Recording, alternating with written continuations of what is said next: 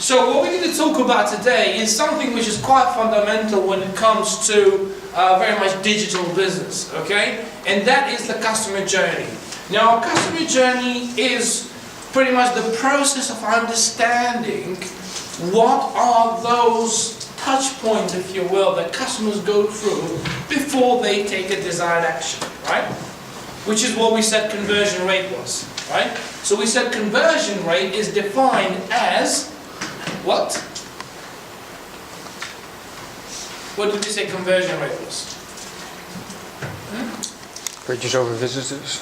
Sorry? Purchase over visitors. Yeah.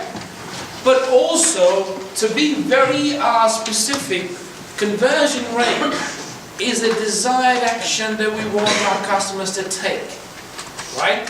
Because a desired action can be anything. It doesn't have to be about selling them something, right? If you have a blog, your goal is to get people to subscribe to your blog, right? Because you're not selling anything. Or your goal is to get more people subscribe to your blog, right? So a desired action is probably the most appropriate definition, I would say, when it comes to conversion rate, okay? You might have a YouTube channel, so all you want is to see more people visiting your YouTube channel because you want to have more views. As long as you increase your views, then you increase your chances of what? Of making some money from advertisement, right? And that's what matters the most. So in other words, understanding what it is that we're trying to get customers to do. Now, there are three things that I would like to cover today. And mostly they're related to customers, understanding journeys and personas, right? And before we get into that, we really need to know what are some of the good approaches out there to identify and understand who are those people that we're trying to serve, right? Because otherwise you are playing a game but you've got no idea what the rules are. And if you just jump in any game, any conversation, but you've got no idea what's been talked about, you will be lost, right? And it could be a wasted opportunity for you to gain some attention or maybe some business when it comes to e-commerce, right?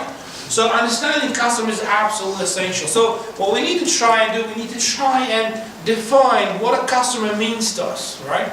And how do we understand who we're trying to serve?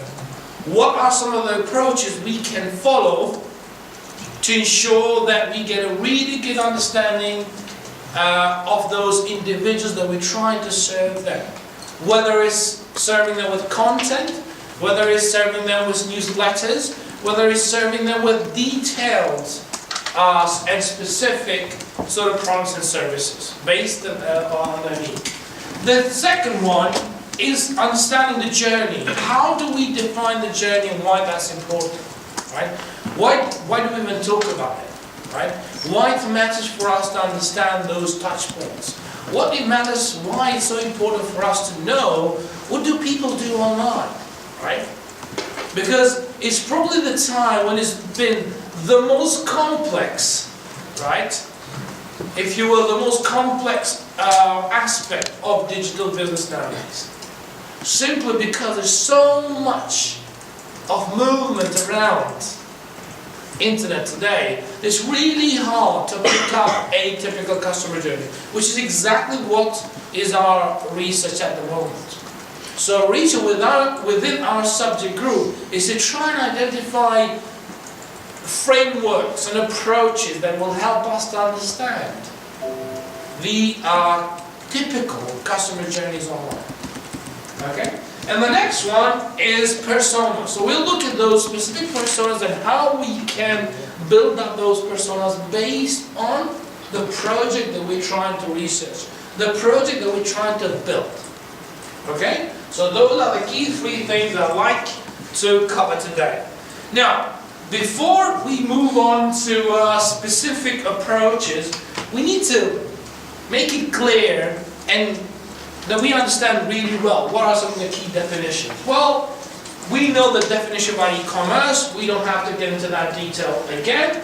But just to remind you, the e-commerce we said is the approach defined as an opportunity to use this popular technology, popular platform to accept business transactions online, either by selling or buying products and services online. Now, the second one, which is part of the customer journey, are these touch points. Now, these touch points help us understand, right, where do customers go and what do they do, right? And those touch points are those interactions that customers have with those links, with those websites, with those things that you're offering, right? And then, of course, this starts to help us understand the customer journey. And then the customer journey is the route that customers take to shop online, right? So through these touch points, we can start to build up an idea, what do customers do online? Can we pick up a theme of things that they do around our business? And if we did, how would that look like in terms of our own business, right? What are the things that we could change within that theme, right, that would help us do better online? Because if you did manage to understand really well the customer journey online, you would then go back and identify things that you can improve. But if you don't know where customers are coming from and what are they doing when they're on your website, you are a bit lost already, right? But if you know where they're coming from, you start to build up either a communication channel or a support channel, or also introduce marketing initiatives and market activities to try to attract those people. Or maybe start to build up content, engaging content that helps you to get their attention so they come and visit your website. And we'll look at specific channels shortly, but it's really important to get a close understanding. Now, if you look at a simple example like this room, okay, this is not a digital business, it's a room, right? And we know that in this room there's two doors, right, two entries, okay? And so this is quite simple. But now that we know that we've got two entries here, we need to make sure that that entry there is quite clear, right? The same as this one here. So when students come in, it's all fine. They're not going to run into desk and table. In fact, if you look at that one, it's not pretty good, right? Because there's two desks in there which can be removed, right? So knowing where those entries are is really important. In digital business, we'll have people coming from all over the place, right? You have people coming from Facebook, you have people coming from YouTube, blog, landing pages, sign-up page, anywhere. Now, when you know where they're coming from, you need to make sure that you can help them when they get to a website to move to the next stages, right? If you don't know where they're coming from and where they're getting into the website, you are lost, and that means could be a lost business for you too. Because that means you're not looking after those conversations, if you will, or those interactions, right? Those channels that are bringing you traffic. Because traffic is really powerful. Again, if you do a really good job with the traffic you're receiving, chances are pretty high that you will be making some money, right? But if you don't know how to deal with those customer journeys online, it doesn't matter how much traffic you're getting, it's not going to work for you, right? And when you get out in the industry, you will end up meeting loads and loads of entrepreneurs, or maybe those who run e-commerce online, or they'll say something like this to you. They'll say, we've got this amount of thousands of visitors a month, right? We've got a very good design, very good website and everything else. We've got a perfect customer support. We'll look after our customers. But the problem is that there's no sales, right? Now, it's not always the customer journey, right, that they're getting it wrong. But in most cases, because we are either attracting wrong visitors to website, right, or those that we're attracting in and we bring into the website, we don't know how to look after them. So when they get into the website, they get lost, right? So we need to try and pick that up. And just one quick way for you to remember and keep in mind when it comes to customer journey, this is obviously all done online digitally, and we use analytics online to do what? To keep track of the traffic, to keep track of the sources of traffic, keywords that are attracting that traffic, right? And the things and the touch points that customers go through when they are onto the website. Which means we can get a really good picture in terms of our online activities of our business. And once we do that, we then quite easily start to put like a blueprint and a map of the typical customer journeys of ours for our own business. Once we've done that, we can start to tell which are the places where we can remove some barriers or some challenges that customers take. But unless you go and do that, unless you examine the process, you're very unlikely, first and foremost, to identify the biggest challenges that customers face. Right? Because not all the time they'll tell you.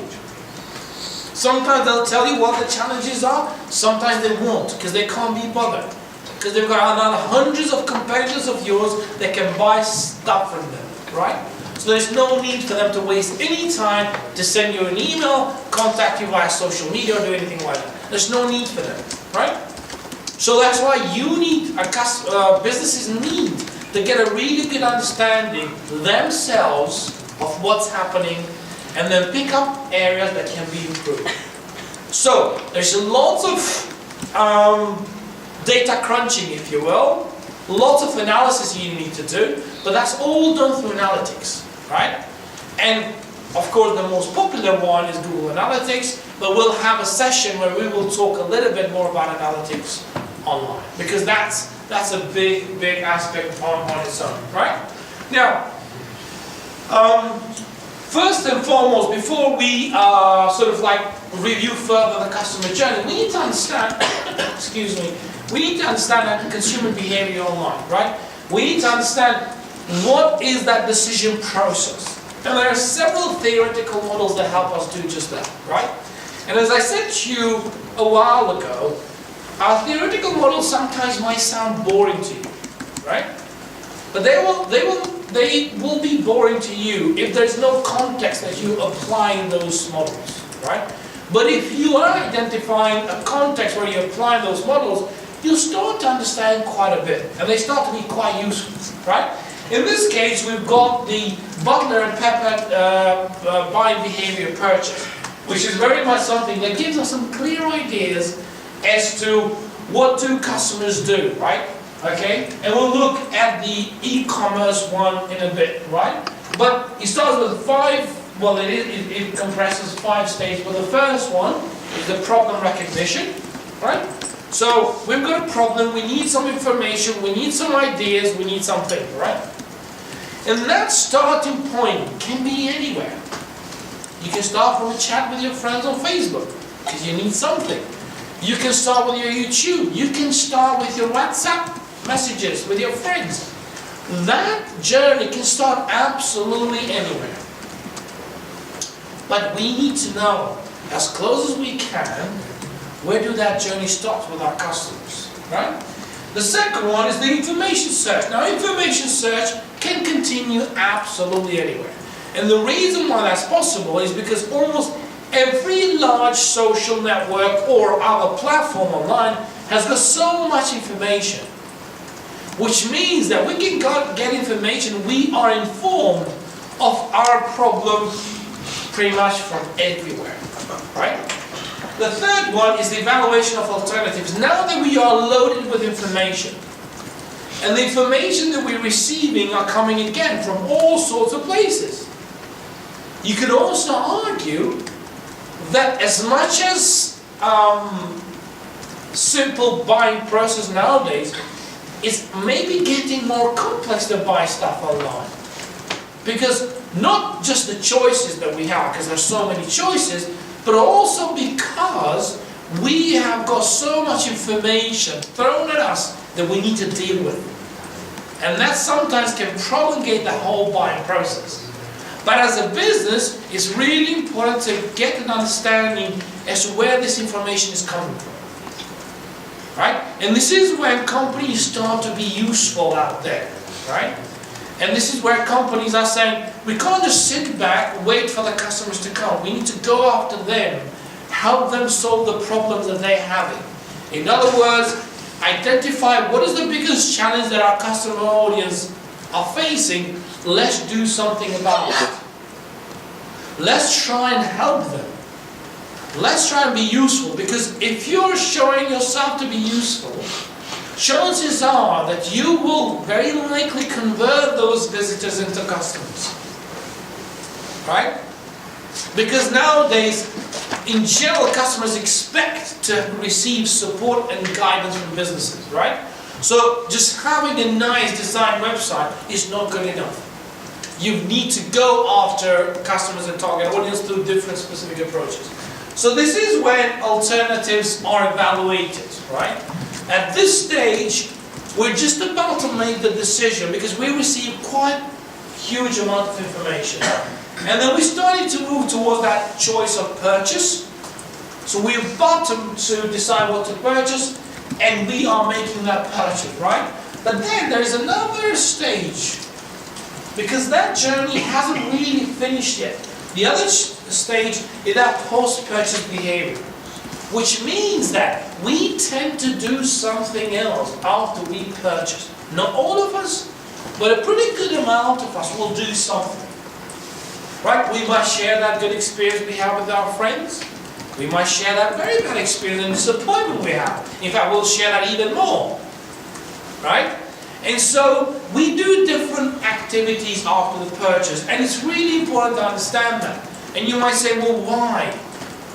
Well, it's because as a business, if we understood what they're doing outside after they purchase, we might catch their attention, deal with that, whether it's a positive or a negative comment, and then let them know that we're not here for a short-term relationship. We're here for a long-term relationship. We're not looking at, sometimes I say, one-night stand, right? We're looking at a long-term thing. We're not looking at one-time transactions, right?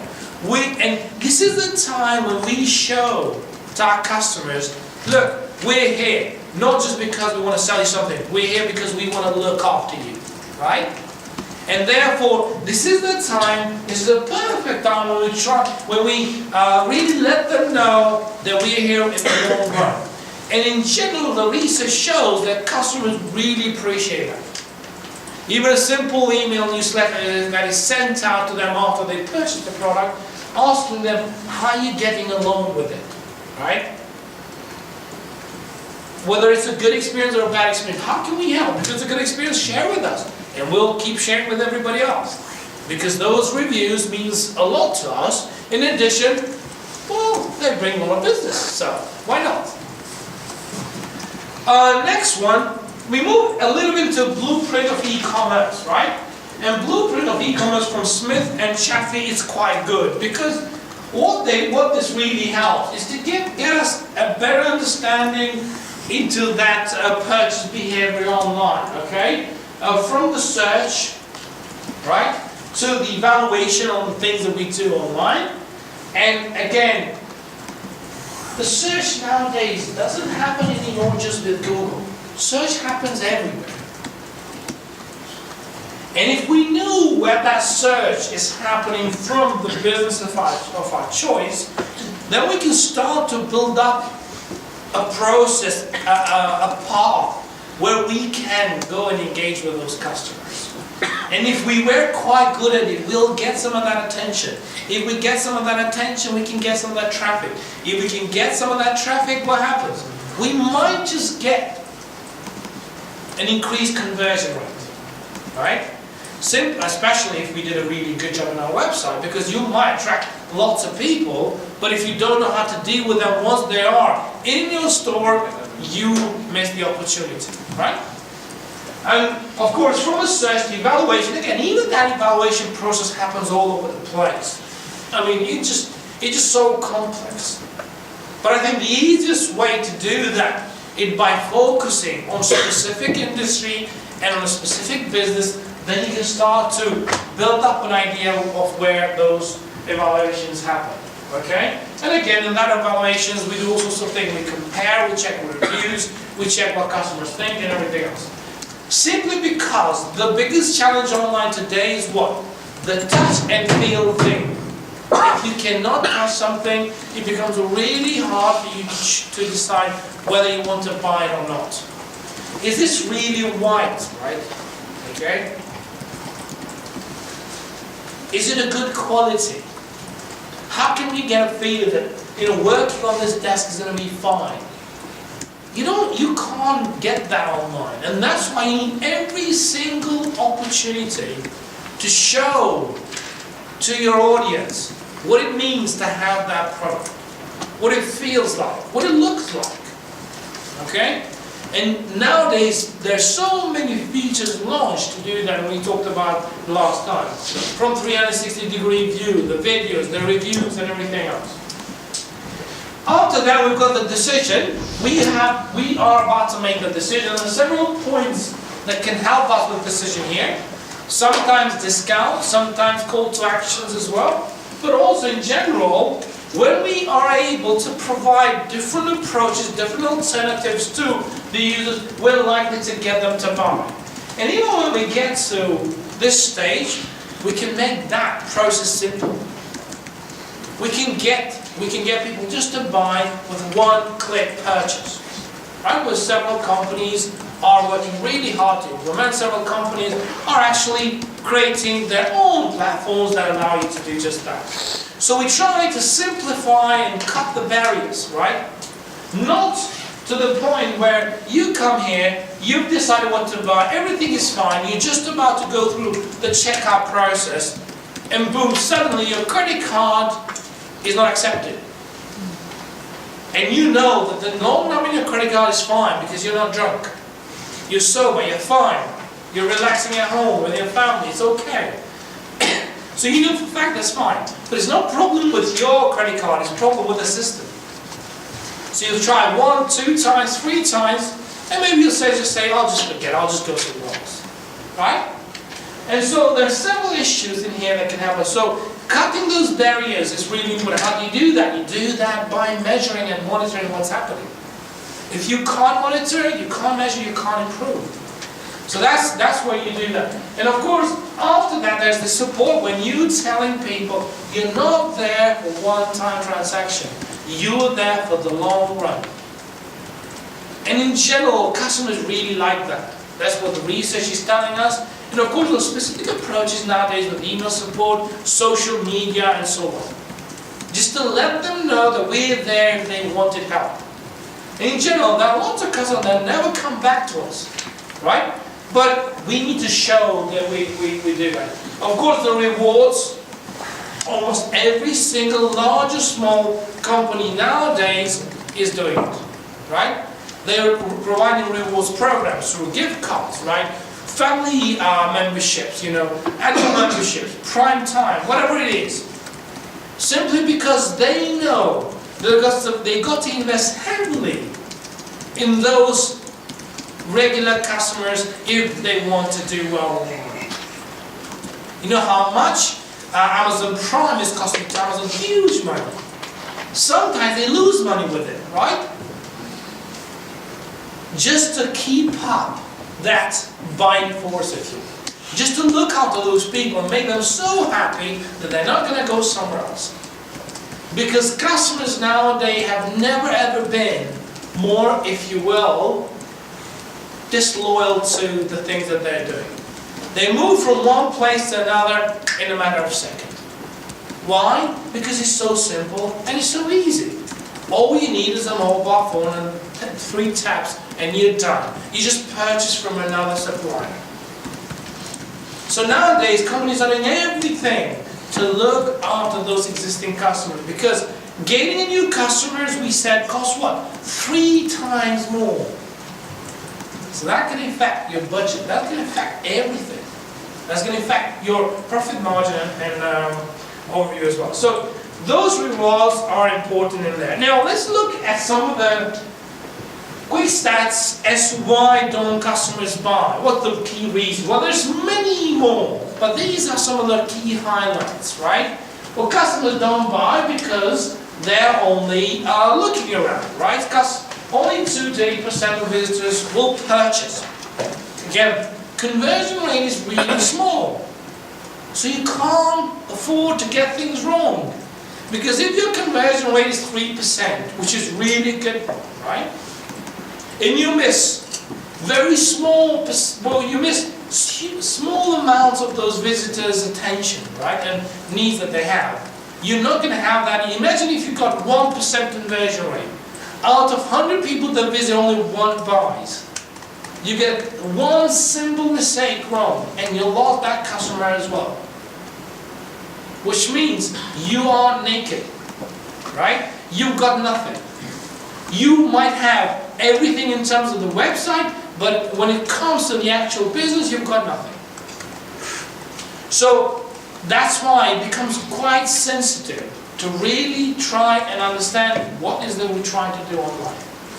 Because once you do that, you're very likely to do well. And if you start getting things wrong, that's going to cost you big time. Yeah? So, customers sometimes do window shop. They just search online, buy offline. Sometimes they search offline, buy online. All sorts of combinations, right? Because nowadays, in this dynamic business world, customers are trying to get best deals. Free deliveries, discounts, right? And it's quite normal that that's happening, because you go to your local shop and the product costs £5, right? And you go on eBay, it's £2 and it's a free delivery. So, it's no brainer, right? I'll just go and buy it online on eBay, right? Or maybe you search for something online on Amazon and you go to your local shop and it's twice cheaper. So you're searching for the best price. So there's so many things that we do online, a combination of things. One key thing in here is also the idea that customers hate to wait, right? And again, any time that a customer loading time takes more than 2 seconds, we're very likely to forget about it altogether and just move on to something else. So there's so many elements in there. Of course, no mobile website, which means that those hundreds of billions of users around the world cannot get anything from you, even though they're ready to buy, they're waiting for it. But they're not going to do anything because you don't have a mobile optimized website, right? So you're missing huge business. And when you talk to entrepreneurs or business owners, they'll tell you, everything that we're doing is fantastic, but we're just not getting business. And then my question with those commercial companies and commercial projects, something like this: everything? Like really everything?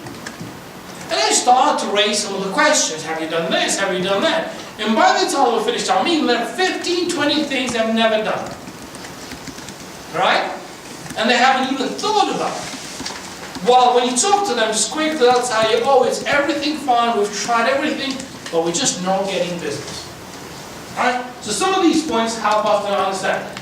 Poor navigation and design, that's also an important thing, which we learn by analyzing and understanding customer journey. Now the big question here, what would happen to traditional business if customers had to go through this journey that I'm about to show now? There is this perfect video from Google that shows and makes a comparison about online purchase with the offline world. And it's just really, really good. It's brilliant. Now, I want you to think about what would happen in traditional type of business if this sort of challenge would happen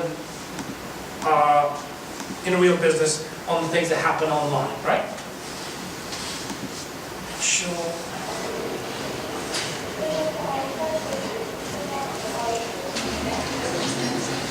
Hey, is that thanks? You sure? Yeah. Username? Nick Ann? No. And then 1983? No. Zambi Cops. Sorry. Zambi Cops? No, okay. Don't worry, I'll help. What's your postcode? Oh, it's GU749ZT. Welcome back, Nick Forever. Please listen carefully to the spread license agreement before continuing your quest to the local bread. If you do not, blah, blah, blah. You also agree not to use any bread-based product for any purposes prohibited by the United Kingdom law, including without limitation design, development, and manufacture of missiles, chemical, nuclear, or biological weapons. I'm afraid you've timed out. What? Sorry, no. Hello? Excuse me. Oh, yeah, Ali. Just what, sir? Yeah, we just... What's your username? It's Nick Forever, but number 4, not the... Gotcha. Yeah. Okay, I'm just going to check that you're a real person. Could you say that for me? £8 pot of ice. You're in. Great, I'm in. £8.85. It's supposed to be like £8. Plus express delivery. What's that? Oh, it's express delivery. It's fast. So there's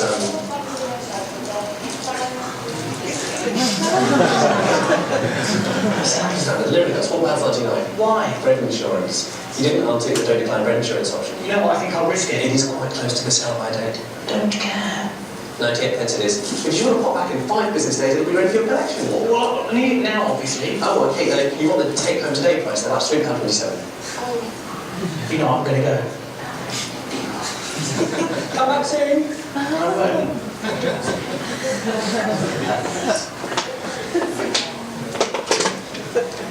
Now, I love that video for many reasons, but I think the best way to really understand the importance of a customer journey, what we do online, is to watch this, right? Because it really shows you what would happen if the same situation of the online challenges on purchase behavior happen offline in traditional business, right?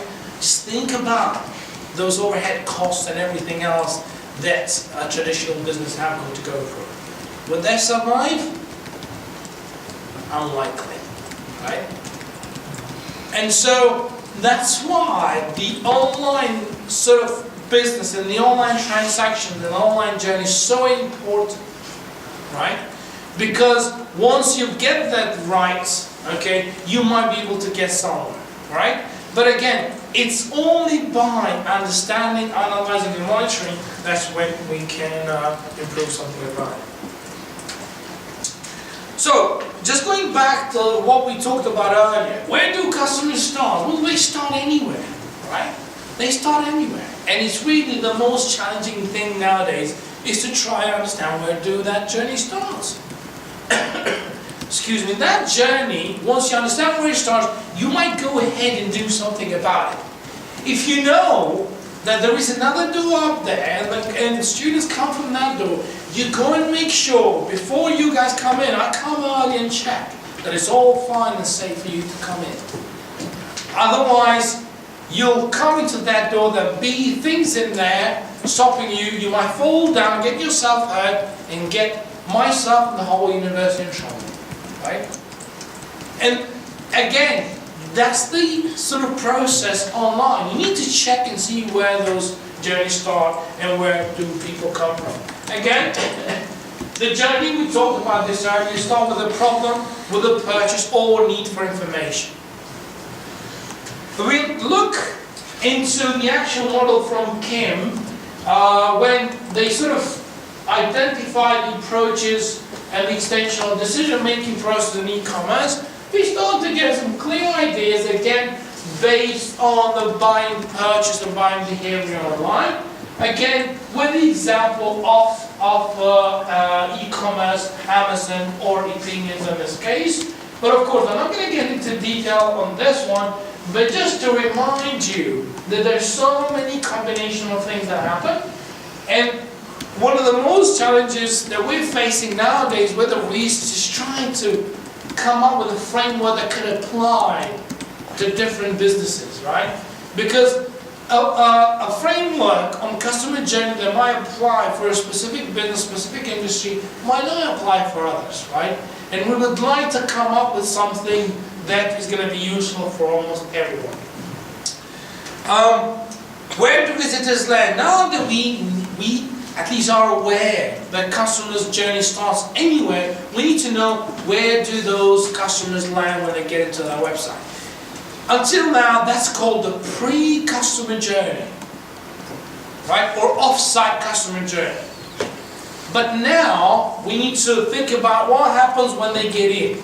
So with our research, we are arguing that as much as understanding what happens in the website, we need to understand what happens before and after as well. Otherwise, we're missing the picture. Because that preloaded information that customers come from before landing into a website can be key to their decision making. If I've been told by my best friends or by my wife, okay, on specific product I need to buy, I have already made my mind on Facebook through chats I had with friends or wife. Okay? So, in other words, I made my decision and I'm just about to come along to make that purchase. But knowing that I'm doing something before coming to the website is really important, because as a business I can do something about it. Whether introducing support, introducing clear ideas as to what the product is about, or showcasing my product, I need to do something about it, right? Because that decision, it has already been made outside, right? The website, which means that I'm not able to track absolutely everything. I can track bits and pieces, but I cannot track your private messages that you've been exchanging with friends and family. When they are on the website, they land in all sorts of places. They land in a product page, they land in a landing page, blog, homepage, offers, brochure pages, and so on. They don't land everywhere. So knowing how to look after them is important. So we need to pick up from that journey where they are, get them through the process and the checkout, and then boom, it's a done deal. They finished, they purchased. So some of the key elements in customer journey are, the most popular one is definitely call to action. Call to actions are those buttons, if you will, highlighted where we get customers to click. It's like giving some guidance and helping customers on the things that they need to do, making it very easy for them, right? But as soon as you get that wrong, you can misguide them and throw them away all over the place, and then boom, they get tired and they're off, right? So what happens is that in those customer journeys, these call to actions are tested all the time. And one of the best examples of companies who do that brilliantly well is Amazon.com and Amazon.co.uk and many others, right? That is Amazon. Because Amazon tests their call to actions and their customer journeys all the time. They got teams of people behind the scenes who are making sure that different call to actions are tested with different groups of customers, which is what we call A/B testing. Now, A/B testing starts to tell us what's working and what's not. So then we employ the most popular approach to that target audience. So what you see on your Amazon page, right, is not something that looks very similar to mine, right? First and foremost, I've got different interests, right? But most importantly, I have been tested out with the different things that you are. So Amazon is testing constantly to make sure that they are where they are today. Okay? And so that's why it's absolutely essential to do that. Now, these are just some examples of call to actions where we guide customers on what to do. Okay? You're in Skype, download Skype now. But you don't do anything else, you just tell them. That's what you need to do. You need to download it now. Add to basket, click to buy, move on to the next thing. We're not confusing them. Excuse me. See in action, right? Photo gallery, how it works.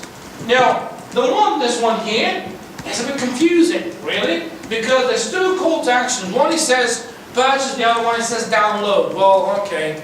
Is it download free trial version or what? Is it okay, we know purchase is purchase, and we've got to go there and purchase it. But this one here is a bit confusing. Right? So this could be simplified, right? So that's why you constantly need to test and test some more. Quick example in there, on call to actions. These guys, HubSpot, they sell online monitoring for inbound marketing tool, which is quite expensive. I used to use some of their services and decided to sign up and sign up from their subscriptions. And then, here we go, there's this page from the CEO giving me the last message asking me if there's anything they can do to change your mind, okay? Which is quite clever because it shows how much attention do they pay to that maybe off the side customer journey that is about to happen. Because when you hear him speaking and also giving you some clear ideas and instructions, you might decide to change your mind. Now, there's another example on biggest challenges when it comes to e-commerce and taking off some barriers. And this is from an event organized at UH a while ago, whereby we got some of the participants to pay for nothing, to purchase a zero ticket, because it was a free ticket for an event. So we made sure we got them through the whole process, right? And then we asked them to sign up, add their credit card details and everything else, right? And then we said, okay, purchase this ticket that costs nothing, right? So there's no need to do that, right? You can cut the whole process off by making sure that you get their details and then complete that registration. That's all you need, right? But again, that's something, excuse me, that we were not very clear about. Typical inside customer journey: entry, browse basket, checkout, and engage. So these 5-stage processes that comes as a result of some of our research is what happens most of the time within our website. A very good example on checkout process is Domino's, right? And we did last time in our tutorials talk about customer journey while ordering pizza. We might do the same thing now, but I'm in a diet, so I maybe change my mind. Just joking.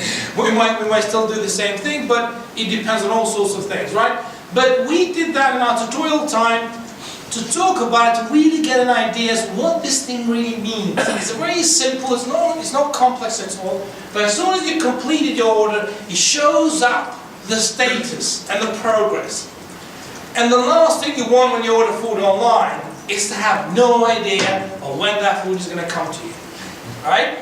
Because in general, when you order food, you want it right here and right now because you're hungry and there's nothing at home, right? And so giving you these ideas as to how long it's going to take and why is absolutely essential. And even if the same thing takes, even if you have two options with this progress and the other option with no progress shown, and at the same time offer to the customers who purchased, who made their purchase and ordered food online, they will have slightly different views. Because it might take exactly the same time to deliver, right? But when you show visually how long it's going to take, it makes a huge difference. I think I had a video there. So how do we build a customer journey? There's some points I'd like to show you. I'm Megan Grocki from MadPal, and today I'll be showing you how to create customer journey maps. Journey maps are a visual interpretation of an individual's relationship with an organization, service, product, or brand over time and across channels. A journey map helps us explore answers to the what-ifs that arise during research and conceptual design.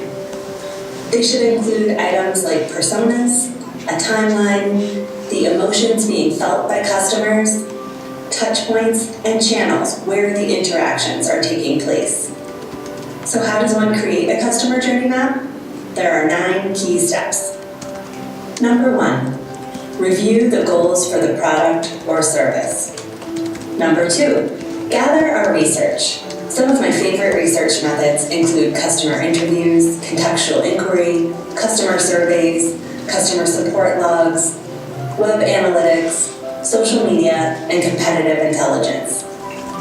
Number 3, generate a list of customer touchpoints and the channels on which those touchpoints occur.